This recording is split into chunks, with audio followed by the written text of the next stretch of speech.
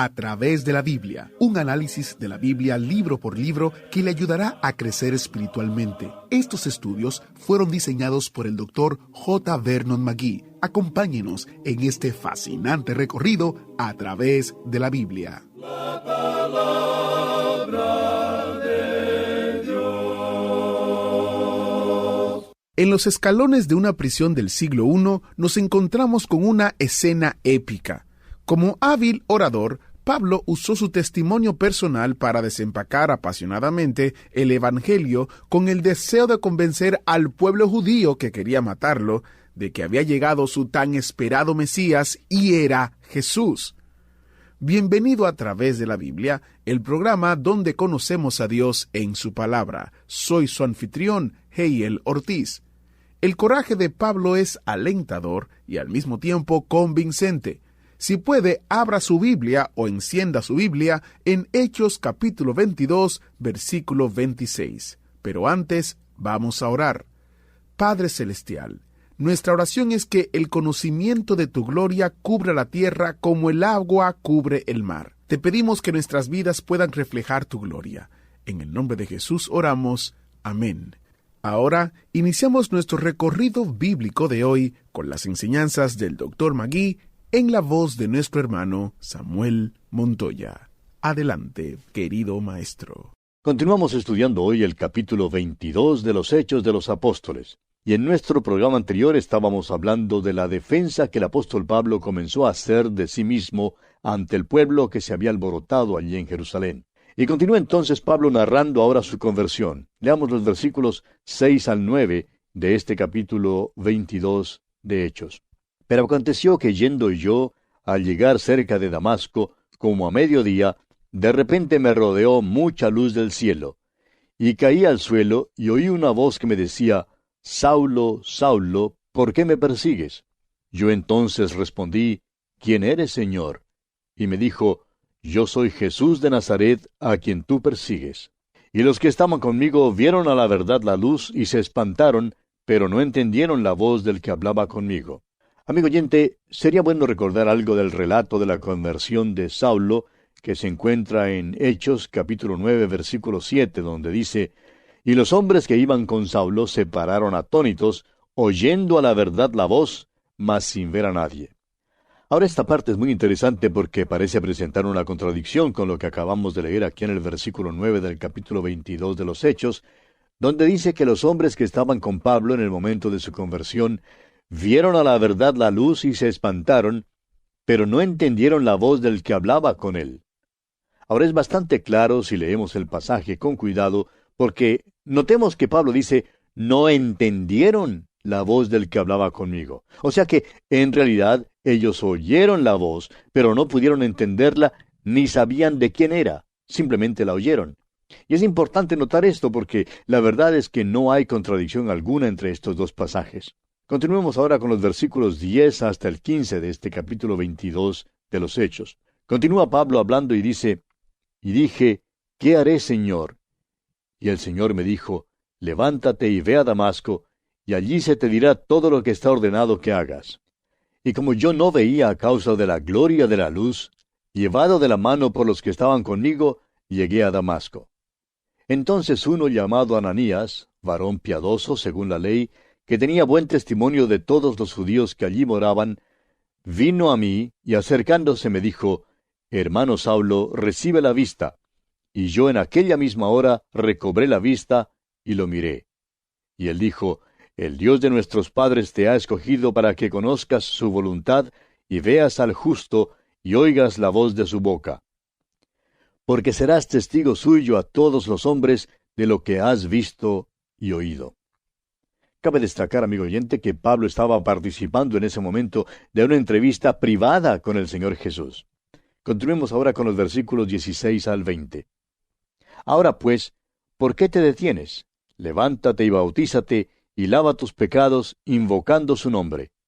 Y me aconteció, vuelto a Jerusalén, que orando en el templo me sobrevino un éxtasis. Y le vi que me decía, date prisa y sal prontamente de Jerusalén, porque no recibirán tu testimonio acerca de mí. Yo dije, Señor, Ellos saben que yo encarcelaba y azotaba en todas las sinagogas a los que creían en ti. Y cuando se derramaba la sangre de Esteban, tu testigo, yo mismo también estaba presente y consentía en su muerte y guardaba las ropas de los que le mataban. Pablo no había olvidado que había estado presente cuando Esteban fue apedreado, y que fue él quien se encargó de eso. Esto produjo una impresión que no podría borrarse de su mente, impresión que en realidad lo preparó para su propia conversión. Y continúa Pablo hablando de su éxtasis, y dice aquí en los versículos 21 y 22, «Pero me dijo, ve, porque yo te enviaré lejos a los gentiles». Y le oyeron hasta esta palabra. Entonces alzaron la voz diciendo, «Quita de la tierra tal hombre, porque no conviene que viva». Pablo menciona a los gentiles porque había estado en el mundo gentil hablándoles de Jesucristo. Los judíos lo habían oído y ya sabían que él lo había hecho. El momento en que el apóstol Pablo menciona a los gentiles fue como si hubiera encendido fuego, y ya los judíos no querían escucharlo más. Y leemos aquí en los versículos 23 y 24 de este capítulo 22 de los Hechos, «Y como ellos gritaban y arrojaban sus ropas y lanzaban polvo al aire, mandó el tribuno que le metiesen en la fortaleza, y ordenó que fuese examinado con azotes para saber por qué causa clamaban así contra él». Cuando el apóstol Pablo dejó de hablar en griego y empezó a hablar en hebreo a la multitud, el tribuno se quedó allí parado sin poder entender lo que Pablo decía. Todo lo que pudo hacer cuando la multitud se puso furiosa fue llevar a Pablo dentro de la fortaleza. Y como Pablo era prisionero, pensó que debía azotarle luego, como era la costumbre en esos tiempos. Pero fíjese usted lo que hace el apóstol Pablo aquí en el versículo 25. «Pero cuando le ataron con correas, Pablo dijo al centurión que estaba presente, ¿os es lícito azotar a un ciudadano romano sin haber sido condenado?» Como usted ve, amigo oyente, el apóstol Pablo había sido malentendido totalmente. Creían que era egipcio, cuando en realidad no lo era. Los judíos creían que él había llevado a Trófimo al templo, pero él no había hecho eso. Pero observe usted lo que él es. Habla griego perfectamente, pero es hebreo, y además es ciudadano romano. Pues bien, Pablo apela entonces a su ciudadanía romana para escapar del azotamiento que recibían los presos. Y veamos lo que ocurre aquí en los versículos 26 al 28 de este capítulo 22 de los Hechos. Cuando el centurión oyó esto, fue y dio aviso al tribuno diciendo, «¿Qué vas a hacer? Porque este hombre es ciudadano romano». Vino el tribuno y le dijo, «Dime, ¿eres tú ciudadano romano?» Él dijo, «Sí». Respondió el tribuno, «Yo con una gran suma adquirí esta ciudadanía». Entonces Pablo dijo, «Pero yo lo soy de nacimiento». Es sorprendente ver que este tribuno había sido un esclavo antes. Quizás él o alguna otra persona había ahorrado dinero y de esa manera había podido comprar la libertad de este hombre que había llegado a convertirse en tribuno. Y el tribuno se encontraba asombrado de ver frente a sus ojos a un preso que era un ciudadano romano, el cual había nacido libre y no había tenido que comprar su libertad como él lo había hecho. Y dicen los versículos finales, los versículos 29 y 30, de este capítulo 22 de Hechos, «Así que luego se apartaron de él los que le iban a dar tormento, y aun el tribuno, al saber que era ciudadano romano, también tuvo temor por haberle atado. Al día siguiente, queriendo saber de cierto la causa por la cual le acusaban los judíos, le soltó de las cadenas y mandó venir a los principales sacerdotes y a todo el concilio, y sacando a Pablo, le presentó ante ellos». El tribuno pues se da cuenta que tiene en su presencia a un hombre extraordinario. Es un hombre culto que habla griego, es judío, pero también es un ciudadano romano, y de ninguna manera es un ladrón común. El tribuno resuelve entonces no tratar a Pablo como cualquier criminal común. Sin embargo, él quiere saber cuáles son las acusaciones que se lanzan contra Pablo y decide dar a Pablo una audiencia ante los principales sacerdotes y ante todo el concilio. Veremos pues que Pablo empieza a defenderse, apareciendo ante aquellos que reinaban en ese entonces. Llegamos ahora al capítulo 23. Y en este capítulo tenemos al apóstol Pablo ante el Sanedrín, donde se encontraban los líderes religiosos que querían juzgarlo. Pablo se esforzó inútilmente al tratar de explicar su posición y conducta, pero el Señor le dio fuerzas para seguir en esta situación. Después podemos ver que ellos trazan un plan para matarlo. Este complot contra Pablo permite que él sea llevado preso a Cesarea para ser juzgado ante Félix. Amigo oyente, Durante el estudio de este capítulo podremos ver la mano de Dios obrando en la vida del apóstol Pablo. Y de la misma manera, Dios quiere obrar hoy en su vida y en la mía, amigo oyente. Es maravilloso saber que en cualquier parte por donde usted y yo caminemos, el Señor está obrando. Dios quiere darnos aquella guía y dirección que necesitamos para poder vivir en nuestros días. No hay duda de que necesitamos a Dios en nuestro diario vivir. Hay muchísimas personas hoy en día que van al extremo, tratando de tener una experiencia emocional o revolucionaria. Puede que la tenga, pero lo dudamos. Lo que sí creemos es que solamente por medio de una fe sencilla podemos llegar a Cristo, confiar en Él y caminar con Él. Es entonces cuando Él nos dará la dirección y la guía para nuestras vidas diarias. Comencemos pues leyendo los primeros 2 versículos de este capítulo 23 de los Hechos. Entonces Pablo, mirando fijamente al concilio, dijo: Varones hermanos, yo con toda buena conciencia he vivido delante de Dios hasta el día de hoy. El sumo sacerdote Ananías ordenó entonces a los que estaban junto a él que le golpeasen en la boca. Amigo oyente, tratemos de imaginarnos a Pablo parado ante el Sanedrín. Allí se encontraban reunidos el sumo sacerdote junto con el concilio, y Pablo, mirándolos fijamente, empieza su defensa. Ahora dice el versículo 3, entonces Pablo le dijo: Dios te golpeará a ti, pared blanqueada. ¿Estás tú sentado para juzgarme conforme a la ley, y quebrantando la ley me mandas golpear? De acuerdo a la ley romana, ningún hombre podía ser castigado hasta cuando la sentencia hubiera sido pronunciada. El simple hecho de que Pablo había sido arrestado y acusado de cierto crimen no les daba ninguna libertad a aquellos que lo habían arrestado para abusar de él. En esos días las leyes romanas otorgaban mucha justicia a quienes eran arrestados, pero este incidente del apóstol Pablo y el juicio de Jesús nos hacen reconocer que aún la ley romana podía ser torcida. Un sistema o una ley no tienen tanta importancia como los que están encargados de ejecutarlos. Son muchos los que creen que si cambiáramos nuestra forma de gobierno hoy en día, o por lo menos cambiáramos el partido político que está en el poder, sea cual sea, se resolverían nuestros problemas. Pero, amigo oyente, la historia nos cuenta que los problemas nunca se han resuelto así en el pasado. Lo que necesitamos no es un cambio de sistemas. ¿Sabe usted qué es lo que necesitamos? Necesitamos que sean los mismos hombres y mujeres quienes cambien, y no los sistemas. El sumo sacerdote pues ordenó que golpearan a Pablo en la boca, pero Pablo continuó hablando de una manera clara y enérgica.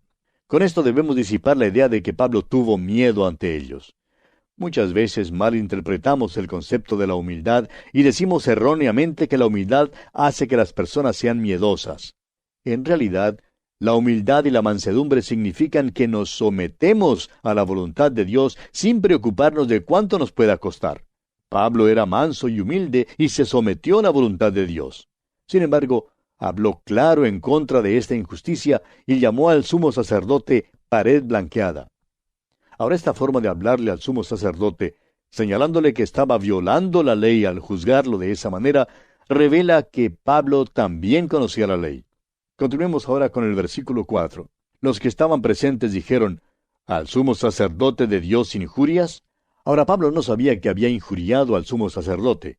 Creemos que él conocía al sumo sacerdote, que conocía la ley mosaica y los rituales judíos.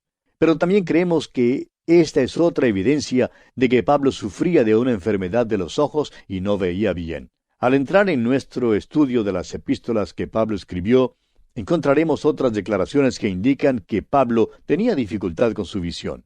Ahora el versículo 5 de este capítulo 23 de Hechos dice: Pablo dijo: No sabía, hermanos, que era el sumo sacerdote, pues escrito está: No maldecirás a un príncipe de tu pueblo.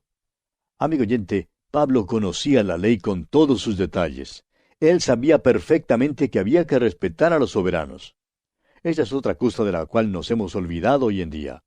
Debemos respetar a quienes son puestos en posiciones de autoridad, aunque creamos que tales autoridades están erradas y a veces sean malas. Pablo escribió en su carta a los Romanos, capítulo 13, versículo 1, diciendo: Sométase toda persona a las autoridades superiores, porque no hay autoridad sino de parte de Dios, y las que hay, por Dios han sido establecidas.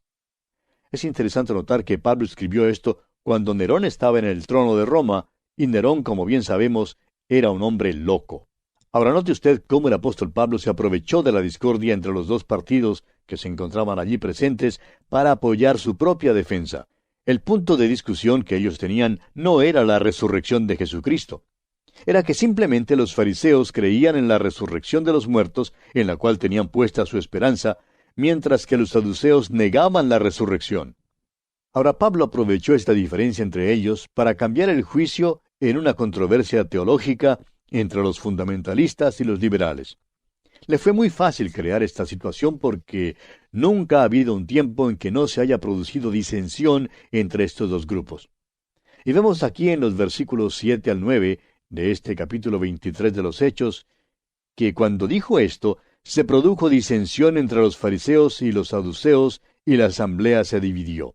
Porque los saduceos dicen que no hay resurrección, ni ángel ni espíritu, pero los fariseos afirman estas cosas. Y hubo un gran vocerío, y levantándose los escribas de la parte de los fariseos, contendían diciendo, ningún mal hallamos en este hombre, que si un espíritu le ha hablado, o un ángel, no resistamos a Dios. Cuando los fariseos se enteran que Pablo es fariseo, se unen para defenderlo. El doctor Lucas, quien es el escritor del libro de los Hechos, por primera vez dice en el versículo 10 que había grande disensión. Creemos que esta es la peor disensión que se registra en el libro de los Hechos en cuanto a cualquier grupo. Pablo nuevamente se halló en tanto peligro que el tribuno romano tuvo que intervenir para salvarle del Sanedrín que estaba furioso. Por consiguiente, el tribuno salva otra vez al apóstol Pablo sin enterarse de la razón por la que le odiaban. Y leemos aquí en el versículo 11, a la noche siguiente se le presentó el Señor y le dijo, ten ánimo, Pablo, pues como has testificado de mí en Jerusalén, así es necesario que testifiques también en Roma. Una vez más, vemos que Pablo no estaba fuera de la voluntad de Dios al ir a Jerusalén. El Espíritu de Dios le había advertido que iba a tener prisiones y tribulaciones cuando fuese a Jerusalén. Pero a pesar de esa advertencia, el apóstol Pablo fue a Jerusalén y testificó del Señor Jesús en esa ciudad. Continuemos con el versículo 12 de este capítulo 23 de los Hechos. Venido el día, algunos de los judíos tramaron un complot y se juramentaron bajo maldición, diciendo que no comerían ni beberían hasta que hubiesen dado muerte a Pablo. Nos imaginamos que estos judíos sintieron mucha hambre y sed antes que este asunto terminara. Y leemos aquí en los versículos 13 hasta el 15, que eran más de 40 los que habían hecho esta conjuración, los cuales fueron a los principales sacerdotes y a los ancianos y dijeron, nosotros nos hemos juramentado bajo maldición a no gustar nada hasta que hayamos dado muerte a Pablo. Ahora pues, vosotros con el concilio, requerid al tribuno que le traiga mañana ante vosotros, como que queréis indagar alguna cosa más cierta acerca de él, y nosotros estaremos listos para matarle antes que llegue. Este fue el complot que ellos hicieron para asesinar al apóstol Pablo. Pero sabemos que el Señor, por medio de su Santo Espíritu, manifestó que tenía un plan diferente para Pablo. Dios claramente indicó que Pablo iría a Roma, y vemos que en realidad esto sucede después. Continuemos leyendo los versículos 16 al 18 para ver cómo se desarrolla este plan. Mas el hijo de la hermana de Pablo, oyendo hablar de la celada, fue y entró en la fortaleza y dio aviso a Pablo. Pablo, llamando a uno de los centuriones, dijo, lleva a este joven ante el tribuno porque tiene cierto aviso que darle. Él entonces, tomándole, le llevó al tribuno y dijo, el preso Pablo me llamó y me rogó que trajese ante ti a este joven, que tiene algo que hablarte. Aquí vemos que Pablo ejerce su derecho como ciudadano romano, lo cual tiene todo el derecho de hacer. Además, estos dos versículos nos permiten conocer un poco más acerca de la familia de Pablo, y vemos que tiene una hermana que vive con su familia en Jerusalén. Continuemos con los versículos 19 al 22. El tribuno, tomándole de la mano y retirándose aparte, le preguntó, ¿qué es lo que tienes que decirme? Él le dijo, los judíos han convenido en rogarte que mañana lleves a Pablo ante el concilio, como que van a inquirir alguna cosa más cierta acerca de él. Pero tú no les creas, porque más de 40 hombres de ellos le acechan, los cuales se han juramentado bajo maldición a no comer ni beber hasta que le hayan dado muerte, y ahora están listos esperando tu promesa. Entonces el tribuno despidió al joven, mandándole que a nadie dijese que le había dado aviso de esto. De esta manera el tribuno se enteró del complot contra Pablo. Hagamos una pausa para notar algo aquí. Hoy en día hay un grupo de hermanos que dicen ser muy piadosos y de vez en cuando recibimos cartas de ellos. Puede que sean muy sinceros y bien intencionados, y ellos dicen que no debemos consultar con ningún médico cuando estamos enfermos, sino que debemos confiar en el Señor para que Él nos sane. Bueno, confiamos en el Señor, pero también debemos buscar la ayuda de los médicos. Ahora hubiera sido muy sencillo para el apóstol Pablo decirle a su sobrino aquí: gracias por venir, pero estoy confiando en el Señor, tú puedes regresar a tu casa. Pero no fue así. Vemos que Pablo se sirvió de los privilegios que su ciudadanía romana le brindaba. Amigo oyente, creemos que Dios sí quiere que hagamos uso de todos los medios que están a nuestra disposición hoy en día.